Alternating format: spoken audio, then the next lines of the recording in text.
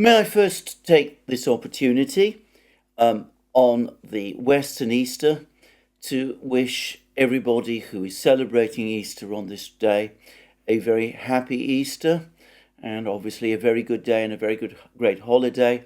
May everything be good and happy for yourselves and for your families. Well, even as we celebrate Easter, the world goes on. The war goes on in Ukraine. And yesterday I was reporting that Redovka, a Russian newspaper, was claiming that Bakhmut had been captured. Perhaps unsurprisingly, a flood of messages then appeared from all sorts of other sources denying that this was the case, saying that the fighting was still ongoing in Bakhmut. This morning, incidentally, Redovka is taking an interesting position. They continue to insist on the accuracy of their overall report that Ukraine was trying to pull its troops out of Bakhmut, that the road leading into Bakhmut from Chasiv Yar has been cut, even though they concede that there is still fighting going on in the town itself. So Redovka is not publishing a complete retraction. Maybe they're embarrassed because they made a mistake in what they were saying yesterday, and that they're still clinging on, therefore, to some parts of their story, or maybe their original reports were roughly correct, but their overall assessment that the town had already been captured was, shall we say, premature. Having said that, over the last couple of hours, there's been a whole swathe of reports of all sorts of other locations in Bakhmut falling under Russian control. I saw one report which claimed that both the Metallurg and Avant-Garde stadiums are now under Russian control, that the Russians have gained control of the police station and various other buildings. I'm not going to spend time itemizing which buildings, but anyway, overall, the picture still seems to be one of significant Russian advances. And a Ukrainian channel conceded that Ukraine now only controls 10% of the town, so that the Russians in effect now control around 90% of the town. So that seems to be the situation in Bakhmut in itself. Russians continuing make very substantial gains. They're now within clear sight, it seems to me, of taking every single part of this town under control. There's some reports, again, from mainly Russian channels, that the Ukrainians have rushed reinforcements to the Bakhmut area to try to hold back the Russians or to prevent a total collapse of resistance there. But anyway, the direction of travel is clear. As I said, the Russians are continuing to make significant advances there. I'm going to make my own guess, which is that the Ukrainians by now have understood and accepted that they're going to lose Bakhmut.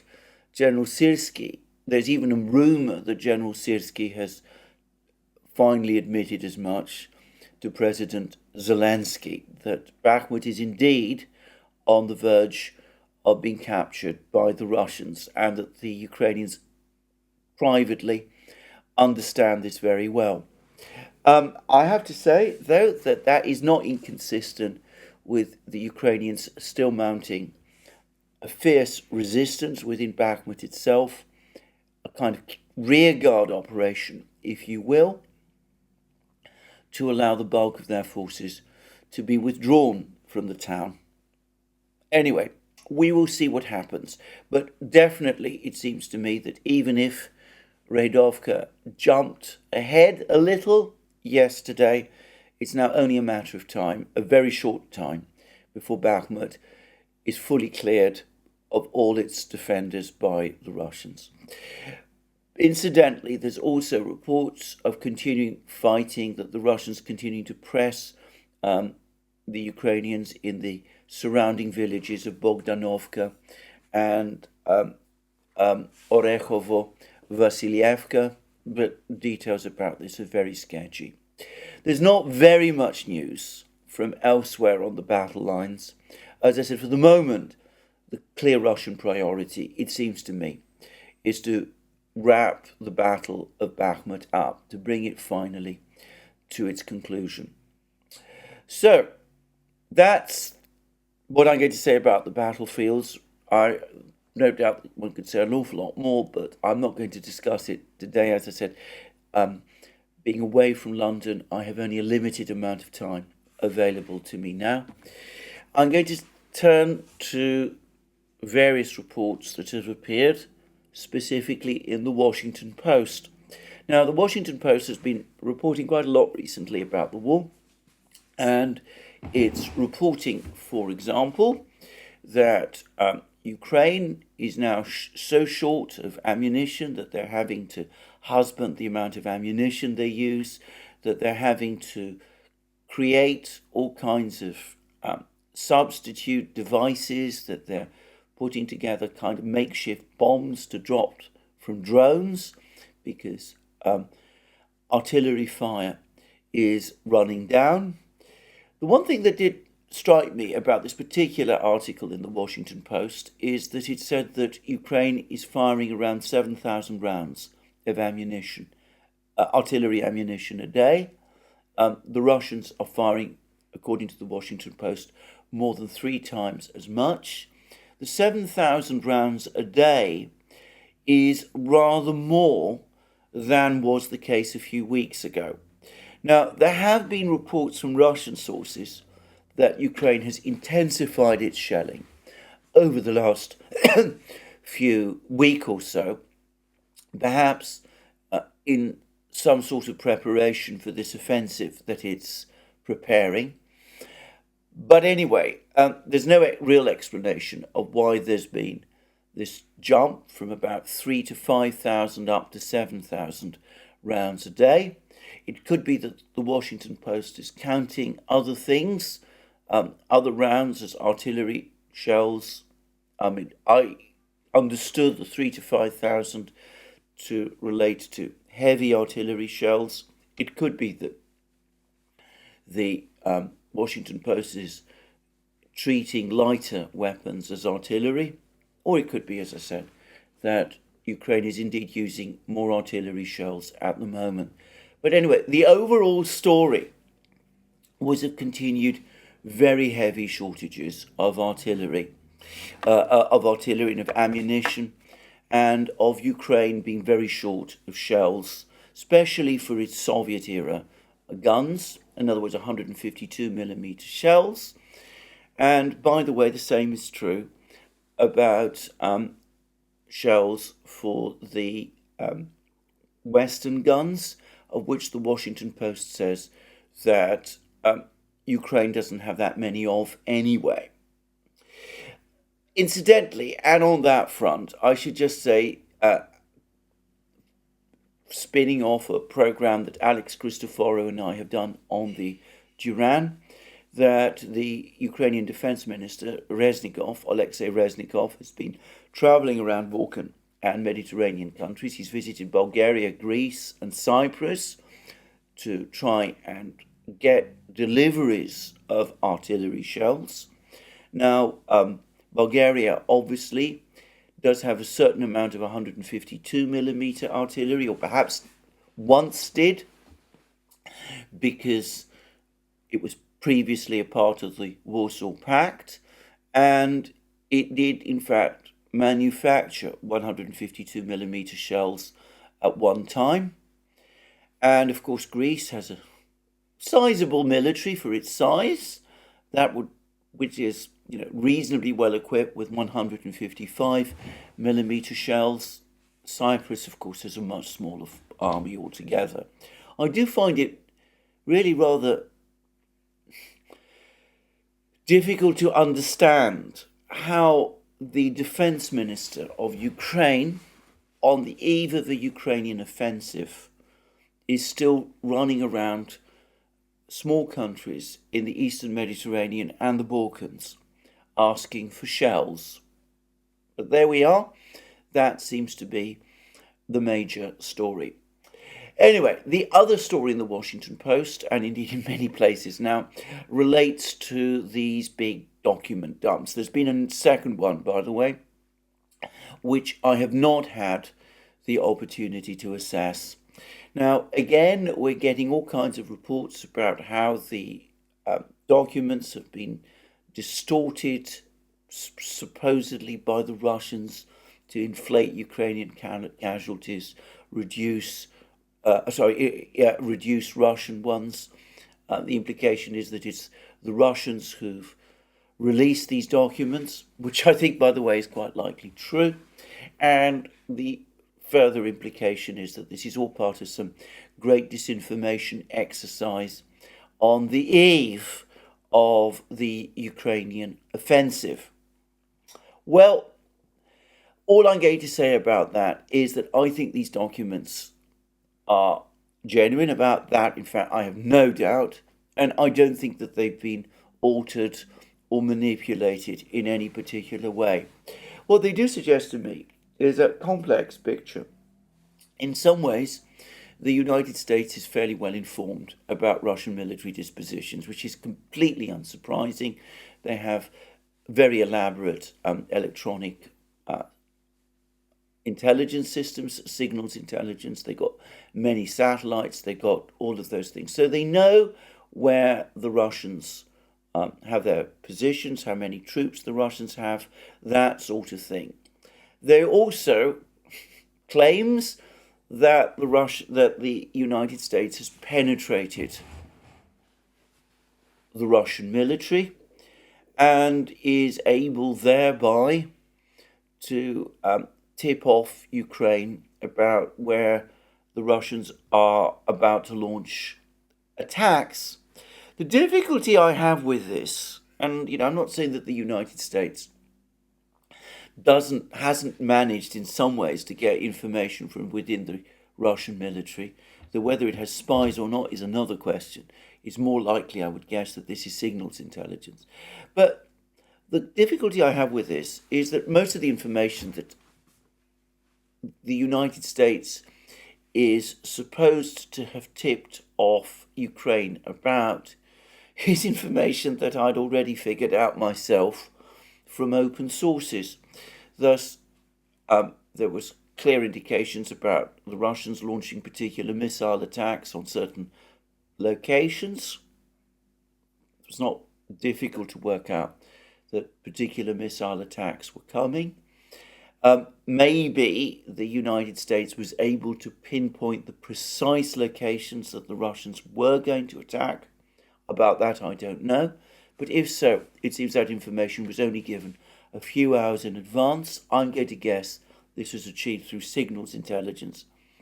It also talks about the Russians not being able to achieve significant territorial gains over the winter, and at the same time of conducting a grinding war of attrition throughout the winter, one which would be difficult for Ukraine, present serious difficulties for Ukraine.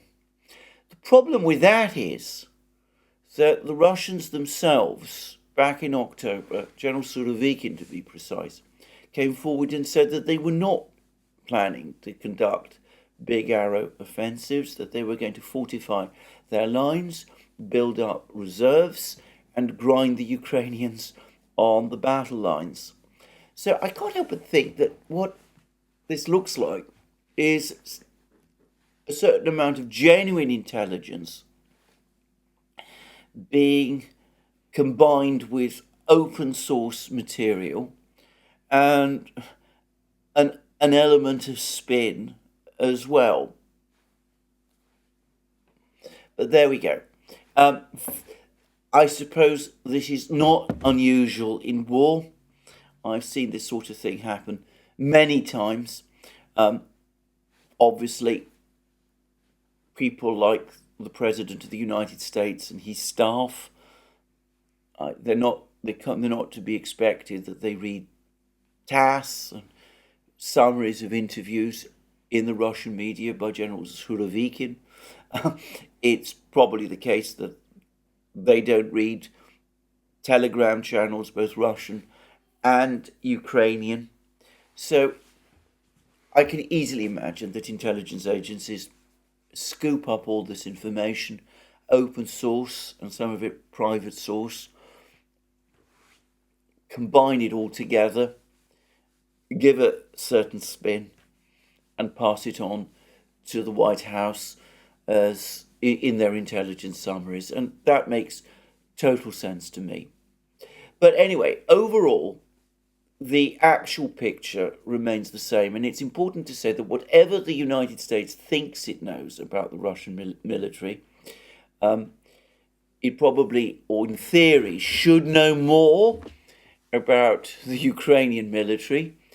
But it's clear to me, at least, that a lot of this so-called intelligence ultimately derives from Ukrainian sources themselves. Anyway, the overall picture is that I don't think these documents add a huge amount of detail to what we actually know about the war itself. That is my own personal view. I certainly don't think they should be treated as providing an accurate picture of casualty numbers on either side. I don't think that they give a fully informed picture about the state of the war, and I don't think they give us any basis to predict the outcome of anything very much. They are interesting as providing more than anything else an image of the kind of information that is circulating within the Washington bureaucracy, and that does perhaps help to explain some US decisions. Now, a number of other short things before I come back to some of the more foreign policy and economic matters that I'm going to talk about. First of all, the story of the 6 men and a boat, the 6 guys in a boat. It wasn't 6 men, there was 1 woman, as I remember. The 6 guys in a boat, story about the destruction of Nord Stream, the sabotage of Nord Stream, has now essentially been refuted by the Swedish prosecutors. They've said that as far as they're concerned, this was clearly a state-managed operation. They obviously do not believe in the 6 guys and a boat scenario. So that story, which appeared briefly, tantalizingly, shortly after Chancellor Scholz and President Biden met for that somewhat mysterious meeting in Washington when they had no advisors present with them. Well, that story has now essentially collapsed. I think we can, from this point on, accept that it was an exercise in disinformation. Somebody clearly in the United States was concerned by Seymour Hersh's account of events. They wanted to rush out an alternative story fast. They came up with the 6 guys in a boat story. They found a yacht and put some explosive residue there, tipped off the German investigators. The German investigators found the residue, the explosive residue there. The media were then primed, the New York Times and Decide were then primed to carry this story, but the sheer implausibility of it made the entire story collapse. Now, the Swedish prosecutors haven't said which state they think might have carried out this attack. Supposedly, they all have an open mind. And I have to say that the mere fact that the 6 guys and a boat story has essentially collapsed and been discredited and has been dismissed by the actual investigators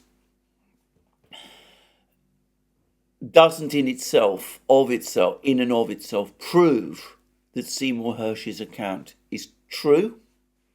However, I have long taken the view that Seymour Hersh's account most probably is true, and the fact that this story was put together in such a hurry after Seymour Hersh published his account, and the fact that the first reports about the 6 guys in a boat story appeared in the New York Times, even though it didn't actually specifically mention 6 guys in a boat. All of that, to my mind, does rather point to the United States again, and does suggest very strongly that Seymour Hersh's story is true. I've already made it clear that, in my opinion, it almost certainly is true. Seymour Hersh is almost certainly got the correct account. That, at least, is my belief. If I've not yet seen any evidence, any clear evidence that would refute it, and I've noticed as well, by the way, and this bears repetition, that none of the senior people named by Seymour Hersh as the decision makers behind the attack on Nord Stream in the United States, Assistant Secretary Nuland, Secretary of State Blinken, National Security Advisor Sullivan, and CIA Director Burns, none of them has come forward and personally denied that they were in fact involved, and has said themselves that this account of what happened by Seymour Hersh is untrue. That's all been left to spokespeople, the usual spokespeople of the various departments. So that's, I think, one interesting story. There's been another curious story, which is from Slovakia, which is that the Slovaks are complaining that the MiG-29 fighter jets that they were intending to supply to Ukraine can't be supplied because they've been sabotaged by Russian technicians. I find that story completely fantastic. It is absolutely true that the Russians were providing technical support for these MiG-29s, but I can't believe that continued beyond the start of the fighting last February. I'm sure it's been an ongoing matter, stretching back. I'm sure that ended sometime before. I think the simple fact is that these MiG-29s, which are old aircraft, have never been in particularly good condition, or at least haven't been in particularly good condition for a long time, because Ukraine is transitioning to, Slovakia, not Ukraine, is transitioning to Western fighter jets. And I think the Slovaks are coming up with this story that it was Russian technicians to explain why the promise they made to Ukraine of supplying these MiG-29s has not been fulfilled in the way that perhaps they told the Ukrainians that it would be. Now, on that topic, Ukraine has announced that it's buying more wheeled infantry fighting vehicles or armoured personnel carriers from Poland, around 200 of them. I'm not entirely sure whether these are new builds or taken from from Poland's existing arsenal of these wheeled vehicles.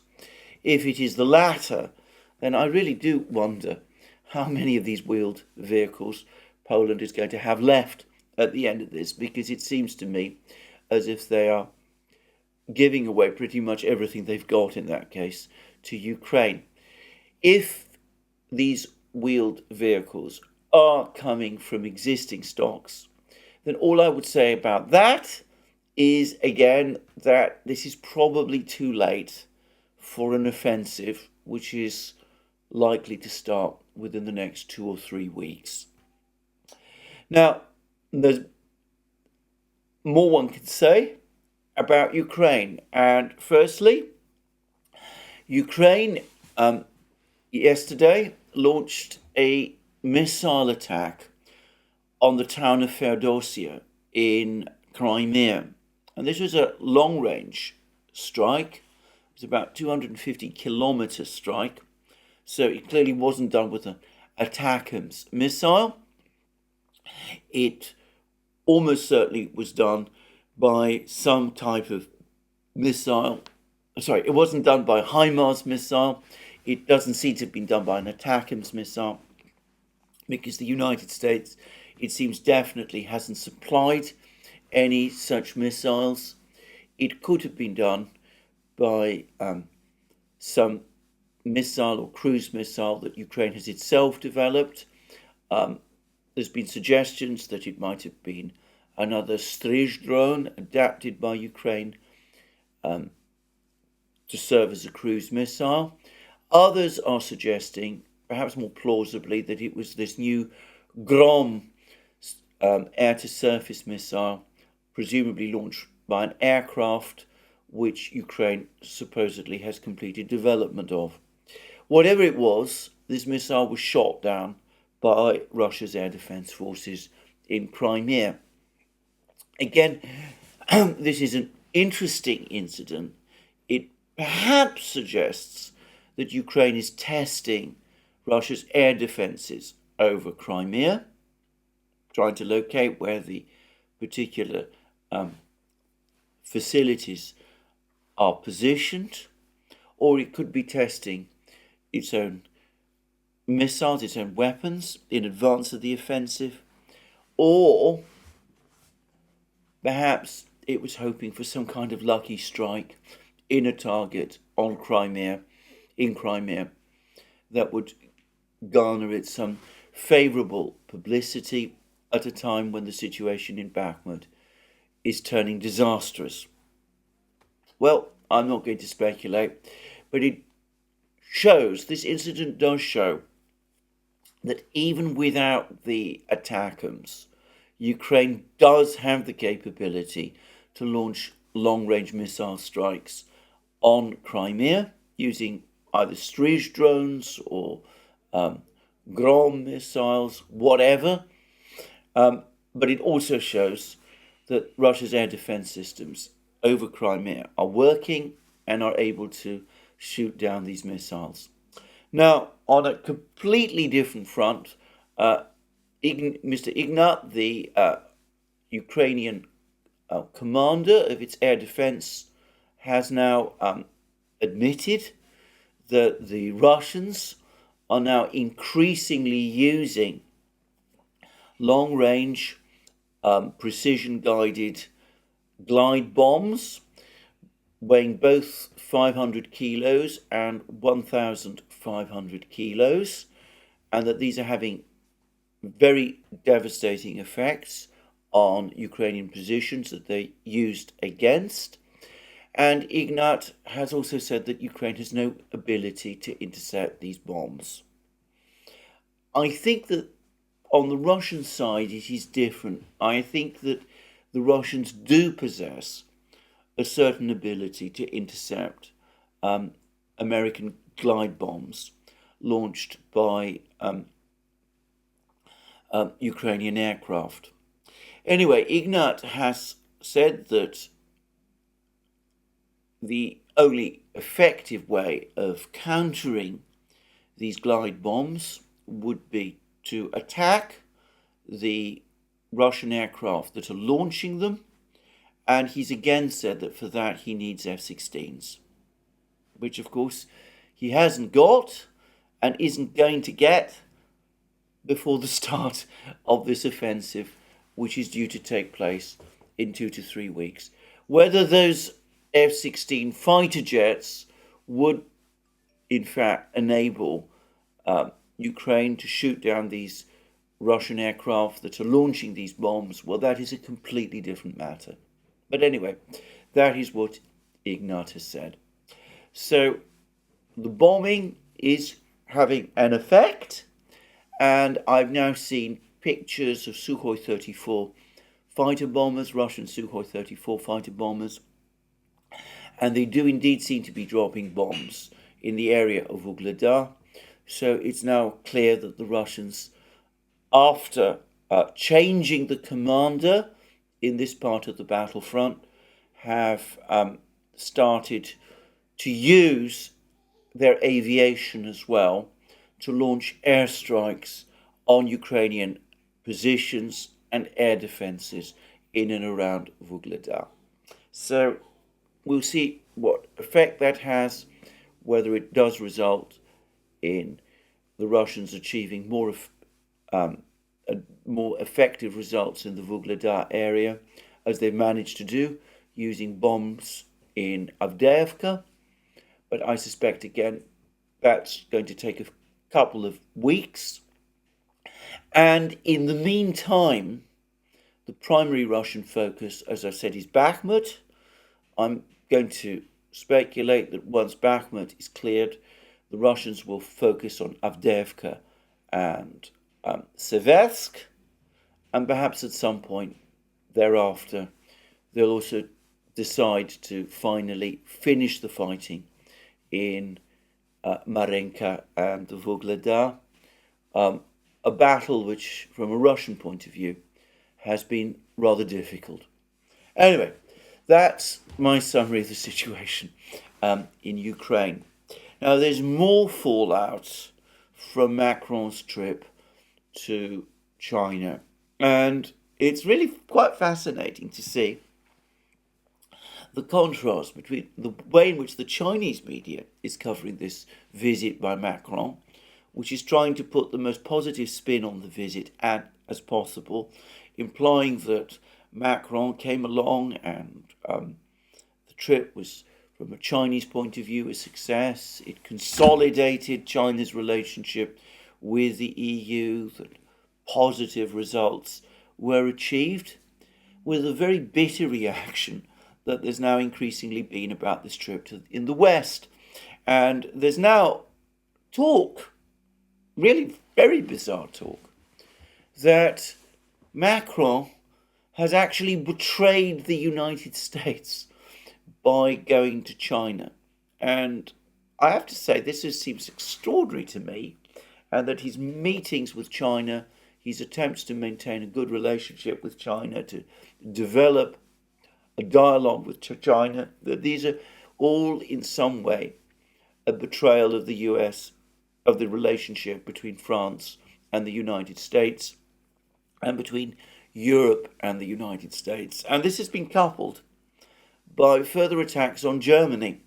Daniel Johnson, another commentator for the Daily Telegraph, has written an angry article complaining about how Germany continues to conduct a toxic love affair with Russia and China, something which the Russians might find, by the way, most bizarre, and which I suspect many Germans would find bizarre as well, given the collapse in relations between Germany and Russia over the course of the last year. But anyway, we've had all of these bitter and angry articles, and I have to say, I think that this demonstrates the utterly false position in which Macron put himself in. On the one hand, he went to Beijing, continued a kind of dialogue with the Chinese leaders. There's even a picture of him walking in a garden, tieless, with a tieless Xi Jinping, both of them walking there. Sort of picture which is not going to go down well with some people in Britain especially, and in the United States even more. So that's one side. He's annoyed and upset the Europeans and the Americans, at least the Atlanticists, the neocons. They're furious with Macron. He failed in his stated purpose of getting China to shift policy on Russia. That was always an absurd idea. So they're rounding on him because of that. And he's ended up, it seems to me, actually, despite the positive spin you get in the Chinese media about his trip, he's ended up pleasing no one. The Chinese, we know this because of all the accounts about Xi Jinping sighing and looking frustrated during his meeting with Macron. The Chinese were not pleased by Macron's constant harping about Russia and Ukraine, and by his extraordinarily maladroit comments about China being colluding in a crime because of its close relationship with Russia, and about China needing to bring Russia to its senses and things of that kind. So the Chinese were not pleased with that. The neocons are furious with Macron because he didn't achieve his stated objective of shifting Chinese policy on Russia and Ukraine. And at the same time, given that failure, they're now alarmed that he is getting too close to Beijing. It just goes to show, to my mind, that in this kind of game, you cannot win if you try to play both sides. You have to take a position one way or the other. Either you are going to be wholly in the neocon camp, or you're going to do what previous earlier French presidents like de Gaulle, Pompidou, Giscard d'Estaing, Mitterrand to some extent, Chirac definitely, all did, which is that you're going to try and pursue an independent foreign policy, independent, in this case, of the neocons in the United States. There is no midway between the two. The neocons, the hardliners in Washington and London and Brussels, expect total loyalty, or they will turn on you, especially if you go to Beijing telling them that you're going to pass on all of these warnings to the Chinese and try to change the Chinese mind about an issue, a topic like Ukraine, and then fail. So this is something that Macron himself has never, it seems to me, understood. If all these arms supplies, all these strong words about Russia that he's making are intended to buy him space as he continues with his dialogue with China and Russia, which is what he sometimes suggests, then it's not achieving that. It's merely making everybody on every side distrust him. But there it is. It's classic Macron. He's always, I think, had an exaggerated view of his own intelligence and his own ability to handle things. And anyway, we see the result. On the topic of visits to Beijing, I understand that Annalena Baerbock, the German foreign minister, is on her way there as well soon. And apparently more officials from the European Commission are going to Beijing too. This procession of European leaders to Beijing, trying to get China to change its mind, is going to continue unabated, despite the fact that the Chinese, as we've seen with Macron, are simply not interested. Now, I'm going to just quickly finish this program with a brief comment about the state of the Russian economy. It's clear that inflation now is well below 4%. It's also perhaps falling too fast for the Russians. They're probably worried that with interest rates reasonably high, that might persuade some people to keep their rubles in bank accounts rather than actively use them. Anyway, who knows? So at the moment, as I said, inflation is falling, unemployment is falling, demand is rising, and industrial production is also rising. Now, a couple of weeks ago, there was an awful lot of talk about the state of the budget. The Russians have now given quarterly figures for the size of the budget deficit in January, February, March. they say that the aggregate budget deficit over that period was $29 billion, of which, of course, 25 billion would have been accounted for by the deficit in February. That was the big deficit. It then increased to 35 billion in February. There was another $10 billion deficit in February. And then March is very enigmatic because there was some information over the course of March provided by Prime Minister Mishustin. This was, I think, on the 28th of March, in which he seemed to suggest a budget deficit of around $40 billion in March.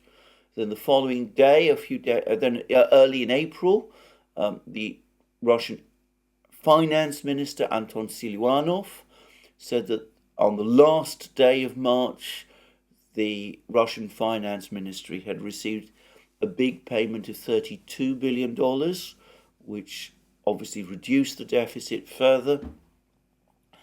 But it looks as if the $29 billion figure for the deficit in March is correct, it looks as if, in fact, there must have been more receipts than Siluanov has spoken about, because that would suggest a surplus in March. I'm not going to pretend that I understood this all fully.